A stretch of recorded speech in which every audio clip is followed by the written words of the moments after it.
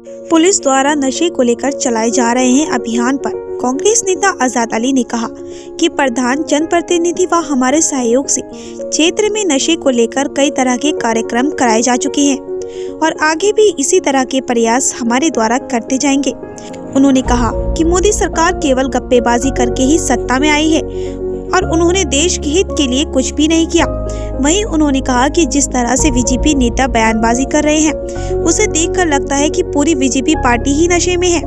वहीं इस दौरान आजाद अली ने सहसपुर विधानसभा क्षेत्र में चुनाव लड़ने को लेकर कहा कि हमारे पास क्षेत्र को लेकर कई योजनाएं हैं जिन पर क्षेत्र में काम किया जाएगा। सर, उत्तराखंड पुलिस द्वारा जिस तरीके से नशे को लेकर लगातार अभियान चलाए जा रहे हैं, खासकर सहसपुर ऐसा क्षेत्र है जहाँ पर नशे की ज़्यादा देखने को मिलती है तादाद, तो क्या लग रहा है सर, ये कामयाब हो पाएगा या आपके क्षेत्र में? राज्य सरकारें, पुलिस प्रशासन कोशिश कर रहा है कि नशे पे किसी तरह लगाम लग सके। और ऐसा नहीं है कि विधानसभा सहसपुर में ही नशे का ज़्यादा है। नशे की जो स्थितियाँ हैं वो पूरे देश के जो अभी आंकड़े हैं वो बहुत ही चौंकाने वाले हैं। मोदी जी जिस तरीके की गप्पेबाजी करके सत्ता में आए, लेकिन उस गप्पेबाजी के बाद उन्होंने कोई ऐसा काम बिल्कुल नहीं करा जिससे कि देश हित में कोई मैसेज जा पाए। और रही नशे की बात, तो मैं कहूँगा ये जिस तरीके की बयानबाजी भारतीय जनता पार्टी के ऊपर के उच्च लेवल के नेताओं से लगाकर एक ग्राउंड जीरो तक के जो उनके कार्यकर्ता बयानबाजी कर रहे हैं, मुझे तो ऐसा लगता है खुद ही पूरी पार्टी नशे में है। तो ये नशे पे क्या करेंगे? अब इसका जीता जागता उदाहरण अपना विधानसभा सहसपुर की जो आपने बात करी, पुलिस वहाँ पे कोशिश कर रही है लगातार कि भाई नशे पे अभियान कीजिए, अभियान चलाने में मदद कीजिए क्षेत्रवासी। उसमें कई ग्राम प्रधान, कई क्षेत्रीय जनप्रतिनिधि मदद कर रहे हैं। हमने भी कई कार्यक्रम उसके तहत आयोजित किए और कहीं ना कहीं उसका एक असर भी पड़ा है। लेकिन दुर्भाग्यपूर्ण बात यह है कि हमारे क्षेत्र का जो विधायक है उसे शायद नशे को बढ़ावा देने में, विधानसभा घर ही हुआ तो अपने घर से ही बढ़ावा देने में शायद खुशी मिल रही है। तो ऐसे विधायक को क्या कहेंगे कि उस क्षेत्र में आपने कहा नशा बढ़ रहा है।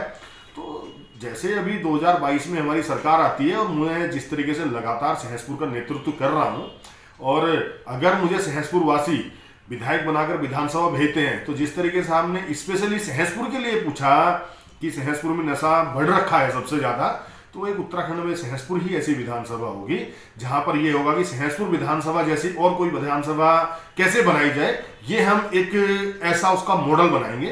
तो रही जो नशे की बात, उस पर मैं बहुत चिंतित हूँ और जल्द ही एक अभियान के तहत मेरा एक अभियान शुरू होने वाला है सहसपुर से, और हम आपको भी निमंत्रण देंगे और इन भाजपा वालों को भी निमंत्रण देंगे।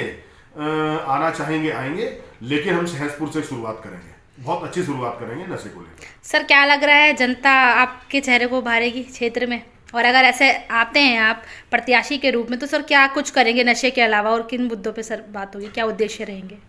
देखिए, हर किसी व्यक्ति की एक पॉलिसी होती है, एक योजना होती है, चाहे वो राजनीतिक व्यक्ति हो या कोई व्यापार से जुड़ा हुआ हो, और या ये कहिए किसी घर का मुखिया हो, वो अपने घर परिवार के लिए सोचता है, दिमाग लगाता है और नई नई योजनाएं उसके दिमाग में आती हैं। वो कुछ ना कुछ उपलब्धियां करने की कोशिश करता है कि अपने जो पारिवारिक व्यक्ति है वो अपने बच्चों के लिए, अपने बच्चों के लिए सोचता है, व्यापारी अपने कारोबार के लिए सोचता है।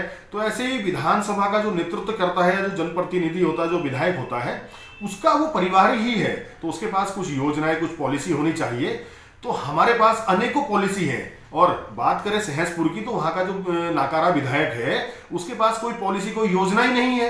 तो सहसपुर में इस कदर जरूरतें हैं, उनको मैं गिनाने बैठूं तो शाम हो जाएगी, सुबह से शाम तक, क्योंकि वहां पर जो नेतृत्व कर रहा है व्यक्ति, जो विधायक बनकर बैठा है, उसके पास कोई पॉलिसी, कोई योजना नहीं है। तो इसलिए वहां पर सब कुछ छुटा है। तो जैसे हमें मौका मिलता है, हम सहसपुर में अनेकों जो कमियां हैं उनको दूर करेंगे और एक अच्छा हमने वहां के लिए पॉलिसी रोड मैप बनाया है, उसको निश्चित हम मौका मिलते ही पार करेंगे।